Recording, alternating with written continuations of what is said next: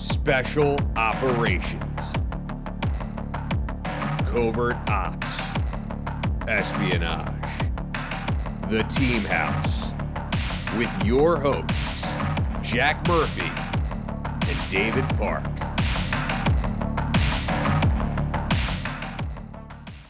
thought that was an interesting, that definitely shook me for a second, Zach, I want to hit up some of your greatest hits here, and I was wondering if you could start off by telling us about Christine Fong. Who was she?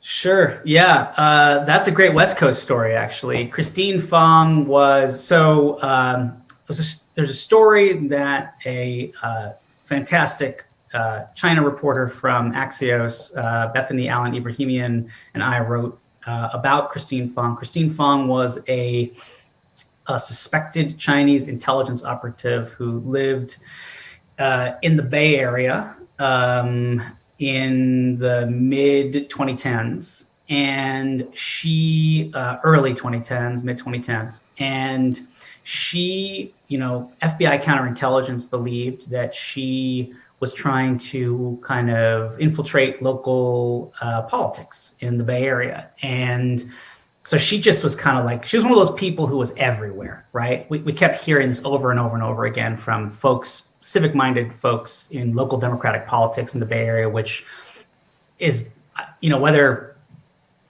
that's the only politics that matters here, right? There is no Republican politics to speak of in the Bay Area. So she tried to infiltrate local democratic politics, which are complicated and very, very competitive internally. But so she just started showing up at all of these events and trying to intern with different political candidates. And she was a student at a local college in the East Bay. She was a Chinese national, and she became associated with the campaign of a city councilman from an East Bay city at the time named Eric Swalwell, who later was elected to Congress and became a member of the House Intel Committee. And when he was running some of his earlier campaigns, she, according to sources we spoke to, bundled donations for his campaigns. So for I think at least one of his campaign cycles, and bundlers collect donations from other people. So they raise money from other people. It's like the person who throws a party and then gets the checks and then hands the check over to a campaign. Now, she herself could not donate to his campaign because she was a foreign national, and there was no evidence whatsoever that we found that she had done so, and that would have been I think an FEC violation. And I want to reiterate again, no evidence that was done. But she was bundling, according to folks that we spoke to.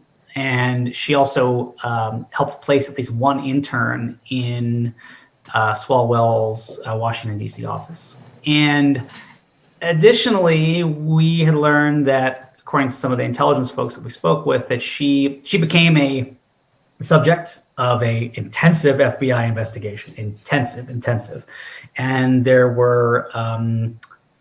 was some bugging that occurred. And, there was at least one instance where she seemed to also be initiating sexual relationships with at least a few mayors. And there was one instance where she was caught in her car performing a sex act on somebody, and the FBI caught that on at least audio, if I recall correctly from the story. And so, it was kind of a tawdry case, right? Because you had somebody who was a suspected Chinese intelligence operative who was getting into local politics and, potentially, having sexual relationships with some potential targets, and had actually gotten close to somebody who later on became, she was in the orbit of his campaign when he was a congressman, and then later on became the congressman at a very, very sensitive committee. So, according to our reporting, she, at some point the Bureau gave what is known as a defensive briefing to Congressman Swalwell's campaign and said, you got a problem, basically like you got to watch out for this person. This person is, should not be anywhere near the orbit of your offices or your campaigns. And again, according to our reporting, that was the first they had any understanding necessarily that she might be, bad news, and they immediately severed all potential connections. So he has not been accused of wrongdoing in the story, but it's the way that we told that story was specifically about influence and political influence, and the way that Chinese intelligence agencies, if the allegations are true and she is in fact an intelligence operative, the Chinese intelligence agencies have sought to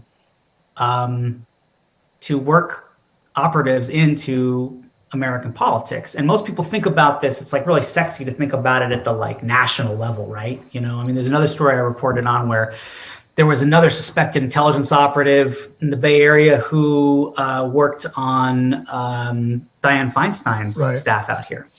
I broke that story too. And so that's a little bit more like, Feinstein was already a senator, right? With a long history of being on Senate Intel too. So she was very, very prominent for a very long time by the time that happened. But most people don't think about the more like workaday aspects of it, which is that it's a long game and you have operatives that are trying to understand the rising stars of today, because every 10 or 15 or 20 or 30 people that you seek connections with now, maybe in 10 or 15 years, one of those guys gets elected to Congress, and then maybe he becomes a HIPSI. He sits on HIPSI, right? Which is exactly what happened with Swalwell's case. And so it's about the modus operandi of the Chinese services. And I spoke to other counterintelligence officials who are like, this has been a problem going back to the 90s in the Bay Area. The Bay Area has always had, Chinese services have always focused on political influence in the Bay Area because they understand that it's important for Washington, it's important for California, and it's important for bilateral relations for China and the U.S. The Bay Area has an old and large and very settled and very prominent community of Chinese descent here. Folks who came way before the People's Republic even existed, and waves after that. And they have always also viewed it a little bit as a threat, because there's a memory that exile communities can produce opposition movements to those in power in China. Mm-hmm. And so there's always been that aspect too, of a little bit of concern about that those politics here can bounce back in ways that the Chinese Communist Party does not want to happen. I don't know if you saw, Zach, but last week the Department of Justice unsealed indictments for 5 people. They were charged variously with stalking, harassing, and spying on U.S. residents on behalf of the Chinese secret police. So these are people who are suspected to work for MSS. And one of the people that they were stalking was a guy who was running for Congress here in Brooklyn.